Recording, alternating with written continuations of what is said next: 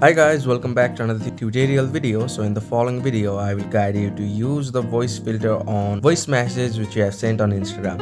Now this is the new feature which has been introduced by Instagram recently. So to use it, make sure that you have installed the Instagram app on a device. So if you have not installed the app, you just need to install from App Store or Play Store. And after that, you just need to open your Instagram. So this is the home page of Instagram where you'll see various options on the bottom taskbar as well as various options at the very upper taskbar. Now to use the voice effect on voice message, you just need to open the chat you want to send voice message to your friends. So after that, you just need to tap on the voice like icon, and from here at the very center of the screen you will see a new option. So tap on it and this takes you to the page where you will see the option of chipmunk, demon, alien, robot, stadium, underwater, wooble, fishball and all of it. So click on the option of the thing which you like and you will be able to hear your voice on the filter which you tap.